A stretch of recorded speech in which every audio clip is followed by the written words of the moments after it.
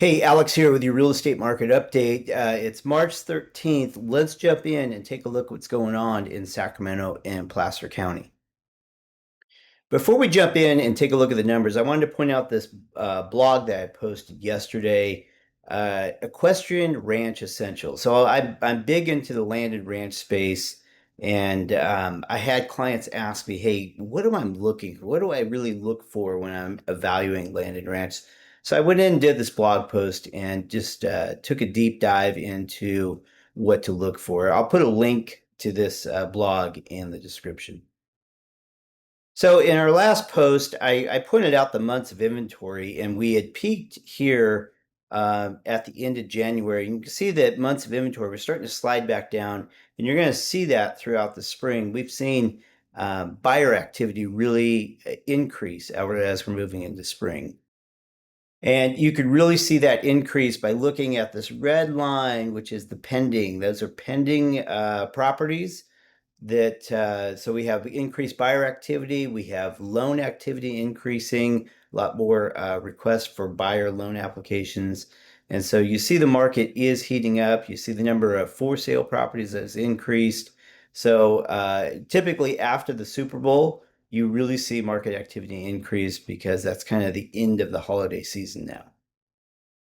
Now, there was a survey that came out that said that the housing market was softening, prices are going down. That may be if you take a look at all of the markets across the US, you may see some softening, but I like to focus on where we are locally.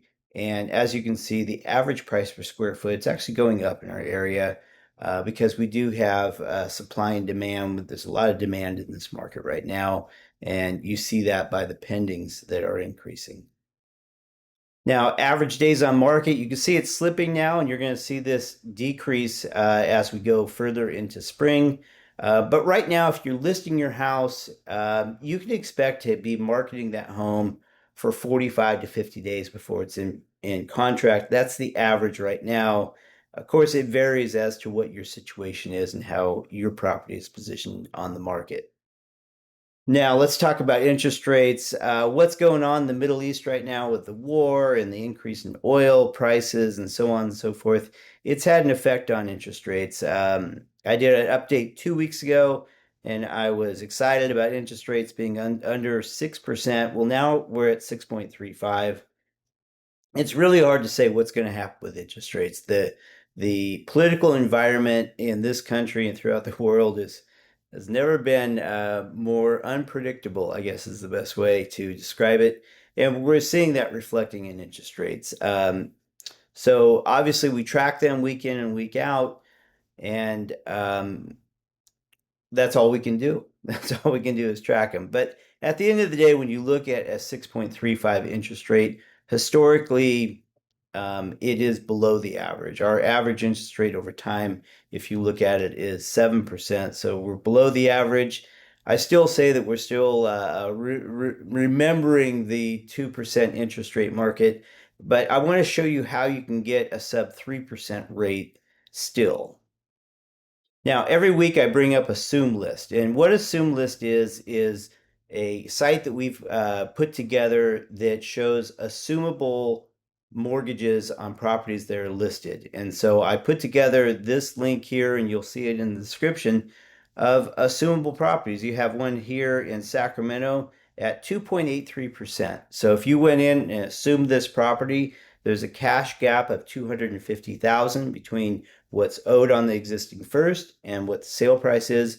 And so we have lenders that come in and they put in a second mortgage behind the first that you assume. And then we do a blended rate and figure out what your savings is. On this property here, you're saving about $700 a month over just buying it conventional. And the cool thing is that some of these assumable loans, you could be 4, 5, 6 years into the amortization period, which means your payoff isn't 30 years, it's 20 years or less. So don't sleep on assumables. If you're not super picky about the type of house that you buy, you can save a lot of money by looking at assumables. Now we need to talk about Zillow. Everyone loves Zillow because they made it super easy for you to sit at home and look for houses, just kind of click through their site and so on and so forth. But there is a major class action lawsuit, and the feds are looking into monopolistic activity going on because think about what Zillow's done. Zillow has become the gold standard for telling you what your house is worth. And if you go and sign up with Zillow, they will now they'll finance your purchase. They'll sell your house. They're going to tell you what it's worth. They even now have a listing service. And so if you think about it, Zillow is manipulating this market from top to bottom. If you trust in Zillow, you're trusting in them telling you what your house is worth. Then they go in and list and sell your house, and then they go and direct you to an agent who's willing to pay top dollar for your business to buy a house, and then they have the loan side as well. And so they're steering the buyer clients into their loan company. And so it's turned into a complete monopoly. And on the realtor side, one of our biggest frustrations is when a client comes to us that wants to sell their house and says, well, Zillow says my house is worth this. I had a recent transaction where Zillow said the house was worth 1.2 million. I went in and comped it out, and I comped it out at 825. And the client said, well, what are you talking about? I'm not, Zillow says I'm worth 1.2. And I said, well, look, Zillow doesn't consider that your house was built in 1985 and you never remodeled it. Zillow doesn't consider the fact that you have all these issues with your house. Zillow doesn't consider the fact that you may be on 5 acres, but only a quarter acre of it is usable. There's all of these factors that the Zestimate doesn't take into account, but it's become the gold standard in housing right now. And it's been a fight that we have been having as realtors for quite a while.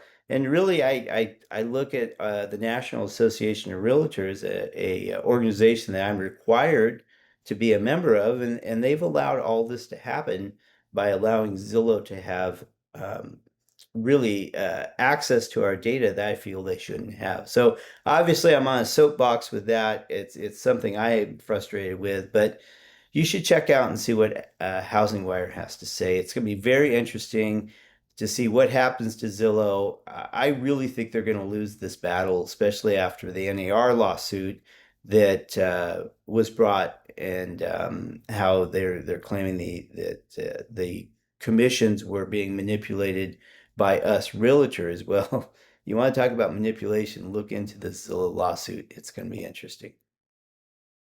So that's my real estate market update for March 13th.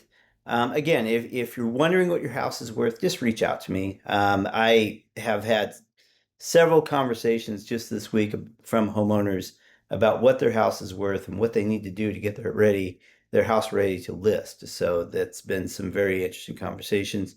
On the buying side, I always start out with financing. We have a number of lenders lined up. If you're into land and ranch, we have a specialty for land and ranch.